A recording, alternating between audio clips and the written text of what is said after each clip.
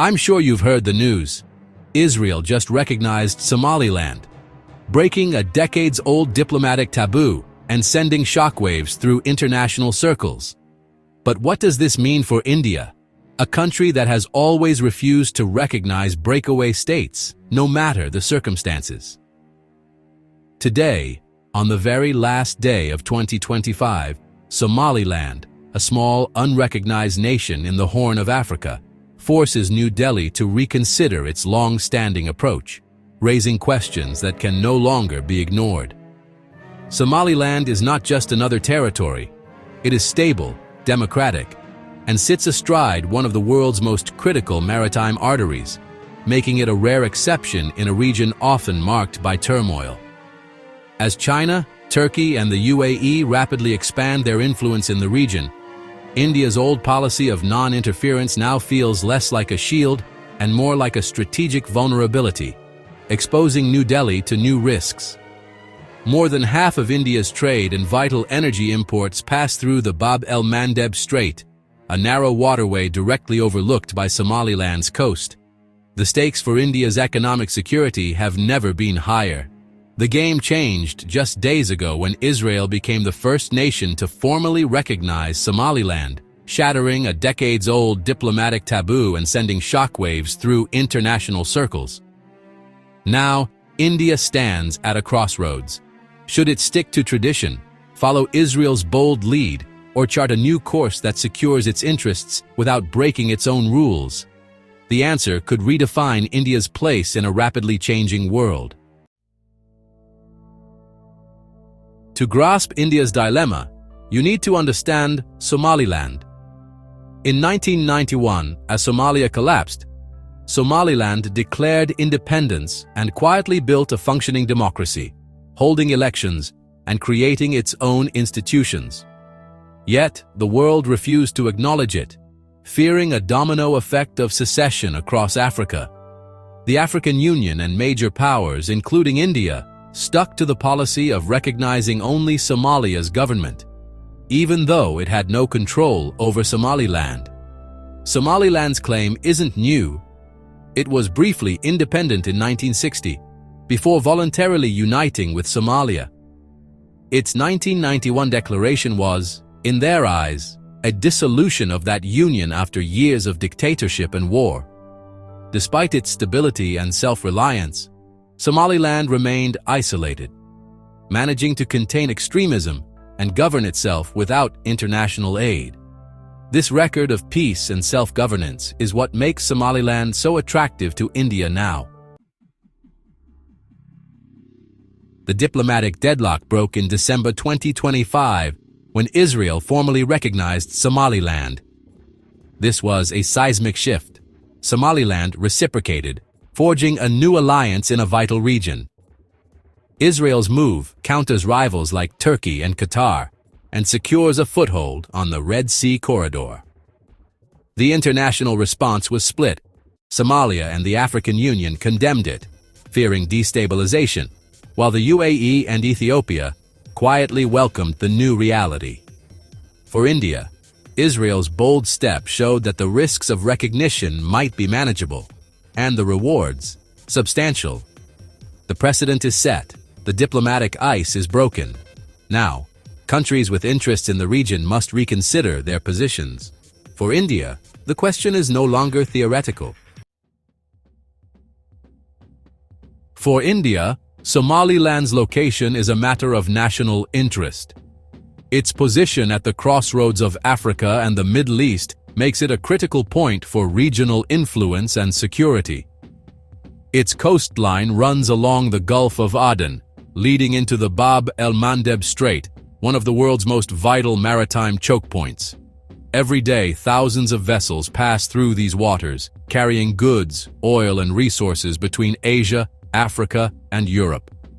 Over half of India's trade and energy imports pass through here. Any disruption would be catastrophic. The security of these sea lanes is directly tied to India's economic stability and energy security. India has relied on international coalitions to secure these waters, but instability in Yemen and China's growing presence in Djibouti have exposed vulnerabilities. Piracy, regional conflicts, and foreign military bases all add to the complexity. China's military base in Djibouti gives it power over these sea lanes, worrying Indian planners. The ability to project force from this location could threaten India's access to vital shipping routes. Securing access in Somaliland is a crucial counterbalance. It offers India a foothold in a region where influence is rapidly shifting. Beyond military concerns, Somaliland offers India a chance to diversify partnerships and reduce reliance on potentially adversarial states. Building new alliances here could reshape India's regional strategy.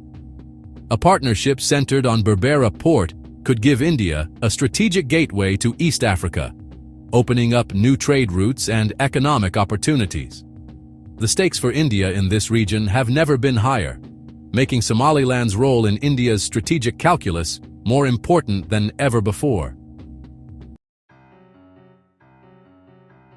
At the heart of India's growing interest in the Horn of Africa is Berbera Port, a historic trading hub on the Gulf of Aden, now transformed by significant UAE investment into a state-of-the-art, deep-water facility. Once a modest outpost, Berbera has rapidly evolved into a modern port equipped to handle the demands of global trade and regional commerce. Its strategic location, just across from the Arabian Peninsula, makes it a vital link between Africa, the Middle East, and beyond. Berbera is now connected to Ethiopia by a newly constructed highway, turning it into a key logistics hub for East Africa.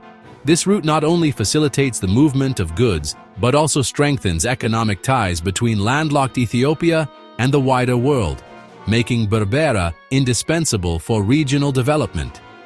Unlike Djibouti, where global powers like the US, China, and France compete for influence and military presence, Berbera offers India a less crowded, strategically valuable alternative.